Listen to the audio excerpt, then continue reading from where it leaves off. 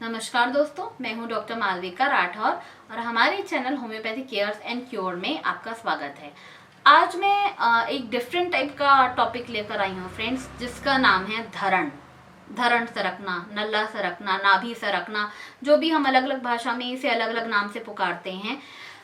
बहुत से वीडियोस में और टॉपिक्स में ये बताया गया है कि धरण सरकती कैसे है, लेकिन उसके पहले उसका इंट्रोडक्शन थोड़ा किया जाए कि नाभि, धरण, नल्ला ये है क्या।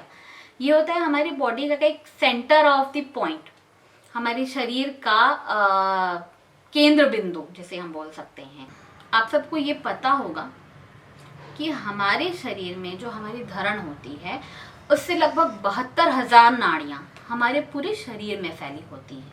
मतलब हमारे शरीर का हर एक छोटे से बड़ा ऑर्गन डायरेक्टली या इनडायरेक्टली हमारी नाभि से जुड़ा हुआ है। अब आप ये बोलेंगे कि ये कैसे संभव है। ये बिल्कुल संभव है। इसकी कहानी तब से शुरू होती है जब हम अपनी माँ की कोख के अंदर होते हैं, अपनी माँ के वुम्ब के अंदर, अपनी माँ के गर्भ के अंदर होते हैं।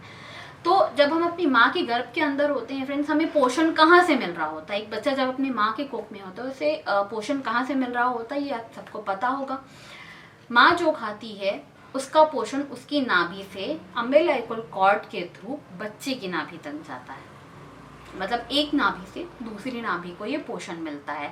इसलिए बड़े बुजुर्ग, हमारे घर की बहू हो, बेटियां हो, जब भी वो गर्भवती होती है, हमारे घर के बड़े बुजुर्ग उनके पीछे पड़े रहते हैं कि खाना पीना अच्छे से खा, तेरे खाने पीने से बच्चे की सेहत जुड़ी हुई होगी।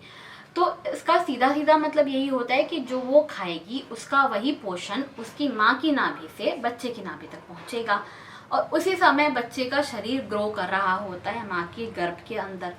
तो जो पोषण उसे नाभि से मिल रहा होता है वही पोषण उसकी नाभि से उसके पूरे शरीर में फैलता है और उस समय उसके शरीर का हर एक ऑर्गन बन रहा होता है। तो जाहिर सी चीज़ है कि नाभि से नाड़ियाँ जुड़ी हुई होती होंगी, तभी तो वो पोषण ऑर्गन्स तक पहुँचाती हैं, है ना। तो इससे ये चीज़ बिल्कुल साफ है कि अगर धरण सरकी अपनी जगह से डिसलोकेट हुई तो आपके जिस एरिया की ओर वो सरकी है वो ऑर्गन पूरी तरीके से अफेक्ट करेगी। तो अगर आपके शरीर में कोई प्रॉब्लम है, मतलब उसका बेसिक कारण कहीं ना कहीं धरण सरकना है। अब जब तक 9 महीने तक जब बच्चा अपनी माँ की कोख में होता है उसे पोषण अपनी माँ की नाभि से मिल रहा होता है। 9 महीना पूरा करने के बाद जब बच्चा डिलीवर होता है तो माँ और बच्चे के बीच की जो कनेक्टिविटी होती है, जिसे हम अम्बिलिकल कॉर्ड बोलते हैं, उसे कट किया जाता है और उसके बाद फिर वो बच्चा अपने आप में स्वतंत्र छवि होता है, एक इंडिपेंडेंट बॉडी होता है। फिर उसकी जीवन शैली, उसका खान पान, उसकी देख रेख पे उसका नाभि स्वास्थ्य निर्धारित होता है। जिस तरह उसकी नाभि से जो 72,000 नाड़ियाँ गई रहती है, उसकी बॉडी की एक्टिविटी पे, उसकी खान पान, जीवन शैली के हिसाब से उसकी नाभि का स्वास्थ्य निर्धारित होता है और उसके बिहाफ पे उसके बाकी ऑर्गन्स का हेल्थ डिसाइड होता है कि वो कैसे खेल कूद रहा है, क्या खा पी रहा है, कैसे रह रहा है। उसके हिसाब से अगर उसने ऐसी कोई बॉडी एक्टिविटी की जिसकी वजह से उसकी धरण टली, उसकी नाभि अपनी जगह से सरकी, फिर सबसे पहले उसके पेट में समस्या शुरू होगी, गैस अफारे बने रहेंगे, इंडाइजेशन होगा और उसके बाद बहुत लंबे समय तक अगर नाभि सरकी रही तो बाकी के ऑर्गन जो अफेक्ट होते जाते हैं उसमें प्रॉब्लम शुरू हो जाती है। तो फ्रेंड्स, आज के लिए इतना ही। नाभि चिकित्सा की इंट्रोडक्टरी टॉपिक पे हमने आज आपको बताया कि नाभि क्या है, नाभि स्वास्थ्य क्या है।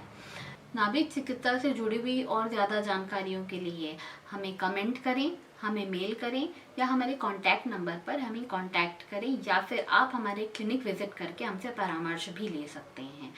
मिलते हैं नेक्स्ट वीडियो पे नाभि चिकित्सा से जुड़ी हुई आगे की जानकारियों के लिए।